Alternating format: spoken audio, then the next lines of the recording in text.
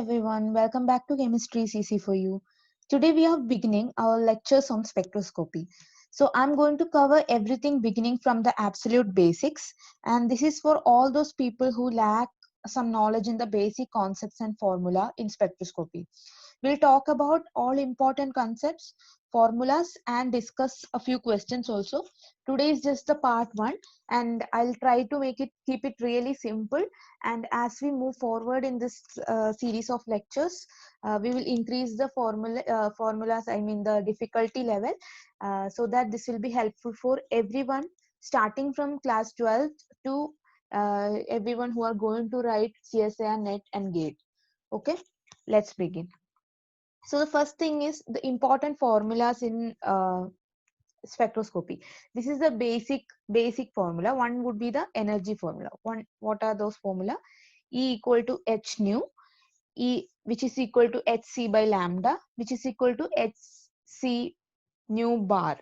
So let's see what are each terms. So h is Planck's constant, and Planck's constant has a value of 6.634 into 10 raised to minus 34. Okay, and nu is the frequency, lambda is the wavelength, nu bar is the wave number. And what is the relationship between wave number and wavelength? Nu bar is equal to 1 by lambda, which is expressed in per centimeter. And you will later on understand why this wave number is important. The wave number is extremely important because this is an important component, or it is using wave number that we express everything in the IR spectroscopy. So let's see. Here we have, so far we know the formula of energy, then what are each of these terms, and what is the relationship between wave number and wavelength. Now there are some other important things that we could identify from these formula. We can understand that energy, frequency and wave number are proportional to each other. That is, as wave number increases, frequency also will increase and energy also will increase. And that in turn say that this is inversely proportional to lambda. So as wavelength increases, energy decreases. So energy has a direct proportionality with frequency and wave number, and an inverse proportionality with the wavelength. That's about the very basic formulas in spectroscopy. Now let's move on to the next slide. So we have all heard about electromagnetic spectrum. So in electromagnetic spectrum, there is a series of rays arranged. So let's observe it like this. So from radio waves to gamma rays, the energy increases. So the out of this electromagnetic spectrum, the waves with or the radiations with least energy is radio waves. Then comes microwaves. Then comes infrared. Then comes visible region. Then near UV, vacuum UV, and X-rays, and finally the gamma rays. Now, since the energy increases in this order, we have other two important points that we can understand. That is, towards this end, towards the gamma rays end, the frequency will be really high and the wavelength will be really low. And towards the radio waves end, the frequency will be really low, but the wavelength will be really high. So if we are understanding it in this way, that is from radio waves to gamma rays, the radiations are arranged in decreasing order of wavelength or increasing order of energy, and that itself is the uh, electromagnetic spectrum. Now the next thing is, what is the range of visible region? The visible region is really important because this is the region of electromagnetic spectrum that can be observed with our eyes. And so the visible region lies in between the wavelength of 400 nanometer and 700 nanometer. This range is very important. Many exams directly this range question from this range is asked. And so this is about the electromagnetic spectrum. Now further we are going to now just take a brief outlook on what are the common spectroscopic techniques. So the common spectroscopic techniques, one is ultraviolet visible spectroscopy, or as we know it, UV visible spectroscopy. So from the name itself, we can understand that the energy used is ultraviolet and visible region, and the unit in which we express the answer of this, or the measurement of this spectroscopy, is in nanometer. Now you will be understanding, later on you will be understanding why this is important. Right now just keep in mind that in UV visible spectroscopy we'll be expressing the units in nanometer, and in infrared spectroscopy or IR we will be using the infrared radiations. And this infrared radiation, actually it is commonly expressed as centimeter per centimeter, compared to everything else.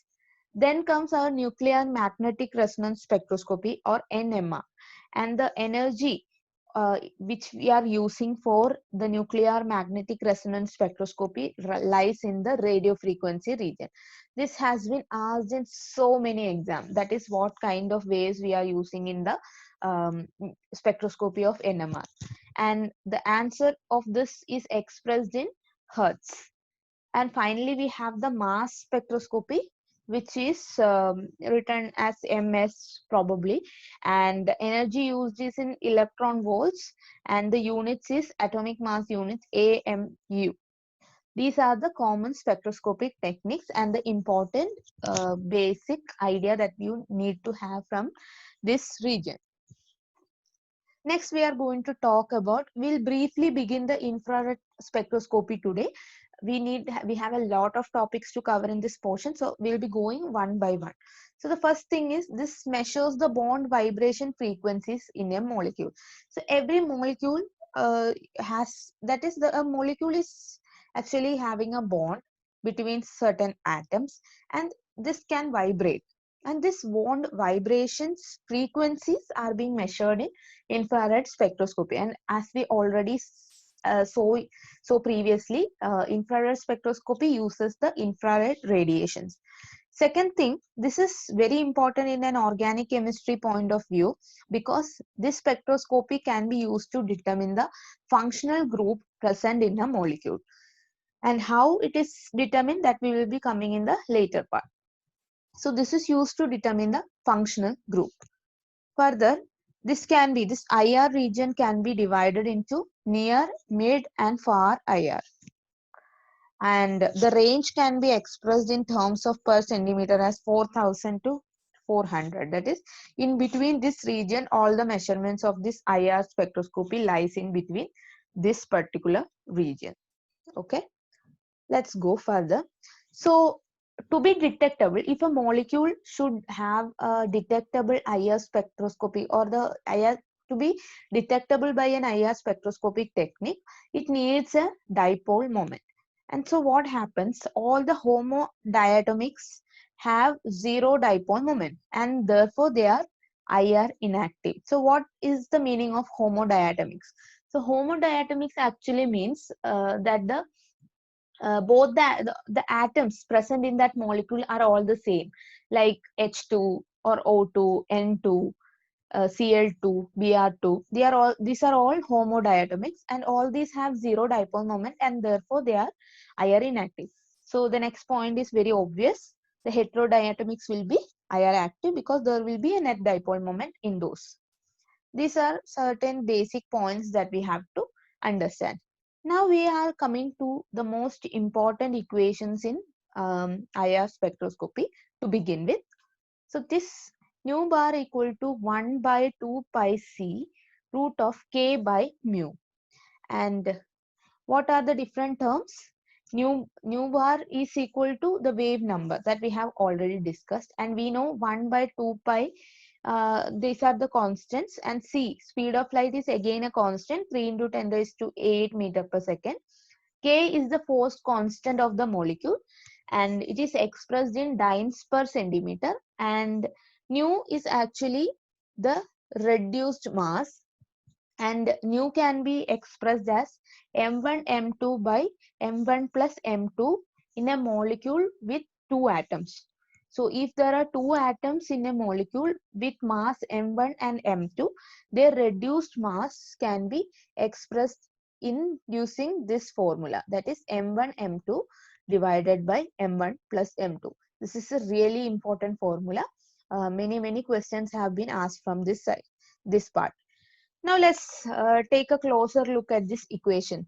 So as we know, this portion, this 1 by 2 pi c is a constant. So we can write it as con, constant. So solely the wave number depends upon only the force constant and the reduced mass.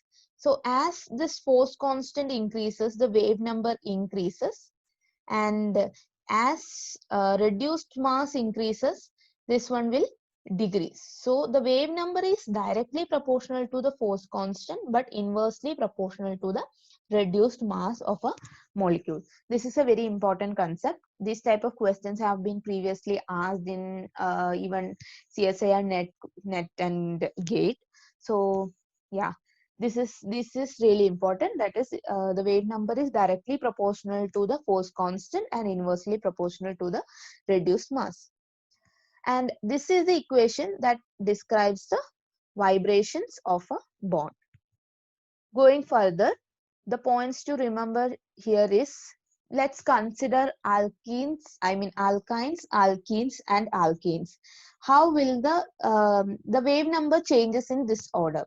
The wave number will be greatest for the alkynes, followed by alkenes, and then the lowest for alkanes. And why so?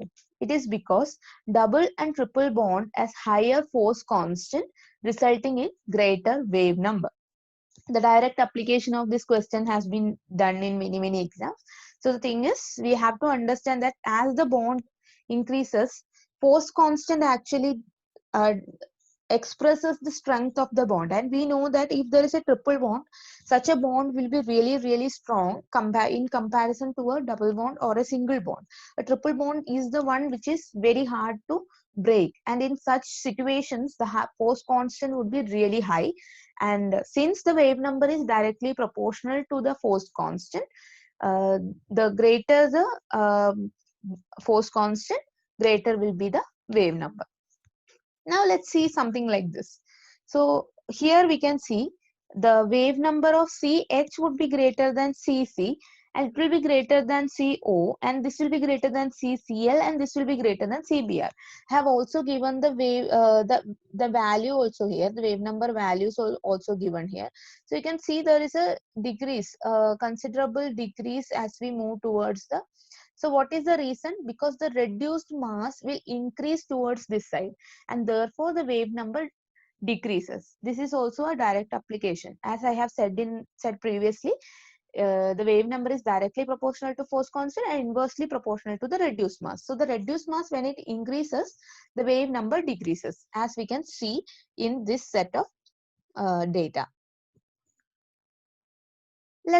So I'm stopping there for the time being. We'll be continuing with the IR spectroscopy in the next video. So I'll just go through some certain problems here. Let's solve some of the problems here. First question is, the frequency of a transition is 6 into 10 raised to 15 hertz. What is the corresponding wavelength? So whenever we have such questions, what we'll be doing? First of all, we'll be trying to give the formula. And let's see how we have come into this formula. We have already discussed in the first part that energy is equal to hc by lambda or equal to h nu. From that we can identify that c is equal to nu into lambda, or the speed of light can be expressed as the speed c can be expressed as the product of frequency and wavelength. And on that note, what we can identify is 3 into lambda will be equal to c by nu, that is 3 into 10 raised to 8 divided by 6 into 10 raised to 15, which is equal to uh,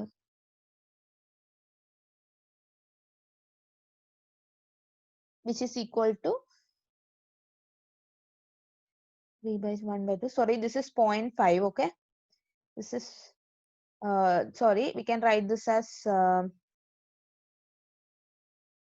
raised to minus 8. Okay, 5 into 10 raised to minus 8. Small calculation error here. 0.5 into 10 raised to minus 7 or 5 into 10 raised to minus 8. 3 by 6 is 0.5. So we have the answer as 5 into 10 raised to minus 8 meter. So whenever we have a question, we need to find the formula first, then directly substitute. Second question is also very similar. The frequency of a transition is given as 3.1 into 10 raised to 10 hertz. And what is the energy of this transition? Again, the formula is already known. And so what we have to do, we have to just substitute the value for H, as I have previously said, is 6.634 into 10 raised to minus 34 and 3.1 into 10 raised to 10, and our value will be 20.5654 into 10 raised to minus 24. These are all, these two questions have been taken from previous engineering entrance question papers. And as I said, today we are dealing with the basics, and as we go forward, we'll be going to more advanced questions and problems. This question is important for everyone. Actually, this was asked in Pondicherry University entrance examination previously. So the shift of wave number from lower to higher corresponds to. So actually what happens here is the wave number is getting shifted from a lower value to a higher value. So what does this correspond to?